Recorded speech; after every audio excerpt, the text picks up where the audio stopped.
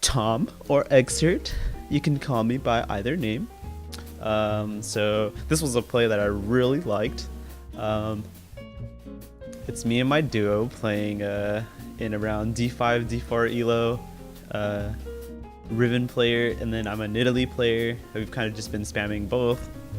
If Nidalee's picked or whatever, I'll play like Udyr or Jarvan, but this game specifically was a Nidalee game. And I just found it super funny. Like every time I watch this, I can't help but smile or laugh. Whatever it is, I find something to laugh about. Whatever, or whenever I watch it. So this play is specifically really bad by my end. I made this horrible call.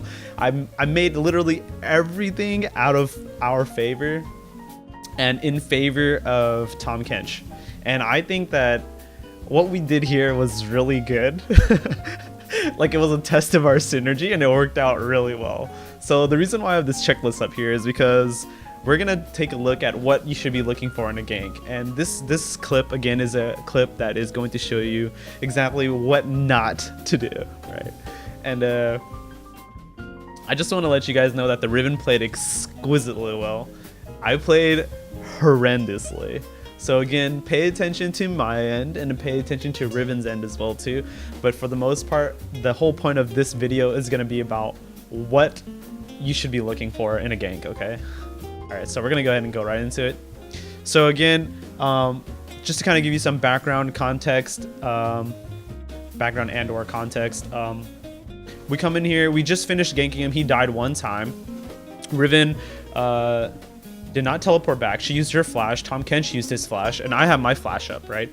We traded Riven for a kill for Tahm Kench on me, right? So I have one kill, Riven has a death and assist, and Tahm Kench has one kill and one death. So Riven is extremely behind right now, and you can see that. She's level 2. Tahm Kench is actually going to hit level 4 in this clip, and then Riven's actually going to be stuck trying to get level 3, and Riven's clutch level 3, and you'll see Riven attacking the minions trying to get level 3 midway through the fight because she knows that she wants to hit level 3 so we can try to clutch it, alright? And then me, I make this horrible call, so we're going to go to the checklist. So specifically in this checklist, right, we're going to count how many melee minions. I'm going to tell you guys right now, there's 3. And then for ranged minions, there's 6, because there's a full wave coming. And these 2 melee minions are going to die, and there's 1, right? There's 1. My 6 looks horrible. There's 1 siege minion, okay? So, he has no teleport. This is important as well, too. And then he has no flash, right? So he used his teleport, and he used his flash. So, if we kill him here, right, I gotta think ahead, like, what are the rewards, right? The rewards pretty huge, right? He can't get back into lane. He can't soak up the next wave if we kill him. We'll shove hard enough, right? And Riven will also have enough time to take the whole entire wave to get herself back into the game, right? And that's what we want. That's what I want. So like, I'm coming into this. Okay, first off, I don't even think about where the jungler is at. So the jungler's over here, right? Lucky. That's actually lucky. He should be matching me right now, right? He should have ended up top here, thinking that he should have dove for a Riven, right? Because technically they can. It's Tahm Kench, right? Tahm Kench can just eat Kayn if he tries to dive first, right? So there are like a lot of different ways that they could have played this dive, but again, this is horrible on my end. I didn't think about where the jungler was. I didn't think about anything, right? I just said, fuck it, let's go, right? And you can see the minion wave coming, right? I could have waited for the minion wave to crash too. How do I undo that? Like, you can see the minion wave, right? It's right there. If I just waited for that wave to crash first, we would have lost some time, but I'm pretty sure it would have had a much better success because the turret probably would have killed some of these minions by that time, or we would have gotten at least level 3 to make it less difficult, right? So again, we're gonna just run through it. So I just come in, I just throw my spear out. Don't do this, right?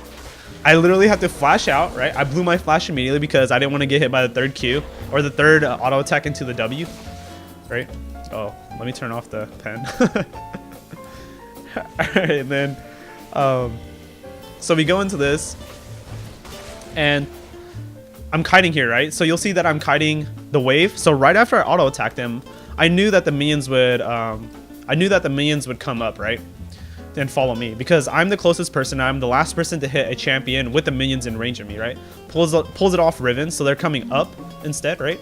So then Tahm Kench is running downward, giving me time to reset, right? Because if Tahm Kench chased me up here, he would have actually killed me. So Tahm Kench playing pretty poorly here. He could have chased me into the bush here, right? With all this minion backup, because if he didn't let me reset the aggro into the bush, all the minions would stick onto me and they would pretty much just kill me and he could just auto me to death. Remember, I don't have flash, right?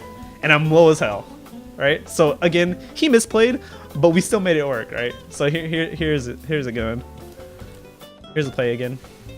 So we go here and we wait for cooldowns, right? And when you're in a gank, you want to think about what your laner has, right? As a jungler. And then when you're laning, you also want to think about what your jungler has in cooldowns too, right? You want to think about the potential of what they can do. Like, Nidalee has a heal, a jump, very long ranged, can auto attack, throw a spear from far away, has a lot of burst, but no CC, right?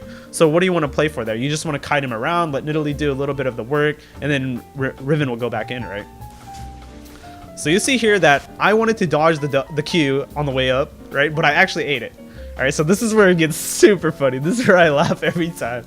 Okay, so Riven is gonna come up and try to save me, right? So Riven just hit 3, and I'm in my head, I'm thinking, okay, Riven has W now. It is not on cooldown. I know that this Riven is good enough to level up the W that quick, and the W is gonna be up by the time she walks to me, right? I could have walked to the left. I would have just died and probably traded, right? For Riven no matter what. Riven will still get the kill. But the better play was to go to Riven and try to get Riven to help me, right? Because again, the W, she would have to cancel his auto with the W. That's what I'm thinking in my head right now. And check out what happens. Oh my god, it's so good. And then she not only does she stop the auto attack, she baits out his shield, right? Doesn't auto attack. Again, when you're trying to play against shields, you want to make sure that your shields are not or you want to wait for the shields to come down before you try to start dealing damage, right? What's the point of dealing damage to a shield, right? It's just going to fade off and then you can deal more damage afterwards. Unless it's like, you know, a very small shield, obviously. So here's where it gets intense, even more intense, where like, I know that his Q is up. I'm going to die, right? The only way that I don't die is if I stay far enough to the left so that Riven can cut the angle, right? And then we'll go ahead and draw a line here. All right, so Riven has to cut the angle, right? The only angle that Riven can cut and block Tahm Kench, right? And be there soon enough for Tahm Kench's Q to get blocked by her body is directly to the left, right? It has to be to the left. So yeah, you guys are probably thinking, why am I not running down, or why am I not trying to like sidestep or block anything? Is because I know for a fact that Riven can catch up and block it, right? So that's why I keep running to the left, and you'll see that I stop on the wall right here, right? So I'll stop right here on the wall, because if I walk down, right, it will come out of angle for Tahm Kench's Q to hit me, right? So I just make sure that I stay in that area and not close enough so that Tahm Kench's Q does not hit me, as well as his auto attack, right? So I have to stay like this perfect distance, this spacing, right? And Riven is just a god, doesn't attack to try to deal damage to him. Perfect, reading my mind, shouldn't be anyways. Walks to the left, and then blocks the Q. Just watch this beautiful, this beautiful play just unravel in front of your eyes. Oh, and then we turn around and we just get the kill. Well, that's it. I don't know. And then like I said, because he doesn't have, we'll go back to the checklist here, because he doesn't have teleport, right? He doesn't have teleport, he doesn't have flash, all taken into account. And then the teleport is the most important, because again, he can't teleport back into the lane to take the wave back, right? So if in this case, if he still had teleport, this gank would almost be pointless in a sense if Riven doesn't get the kill, right? So in this the outcome of this was a very high reward and a very high risk. Very poorly thought out, right? You need to know where the jungler is prior. You need to know how many minion waves are going to be there, and how to like, or make sure that your laner has at least all 3 skills, right? Because level 3 is probably one of the most important levels in the game, because you have the option to have 3 skills, right? So again, yeah, I mean, that's pretty much it. I love this clip. Hope you guys enjoyed it. But yeah, we'll just go ahead and show the clip of Riven just getting the shove back in and just maintaining control over this lane again. And this pretty much bounced back the game, and I'm pretty sure we ended up winning this one. And again, thanks for watching. Twitch.tv/eckzert. Don't forget to subscribe to my YouTube, and don't forget to follow me on Twitch. Hope you guys enjoyed it.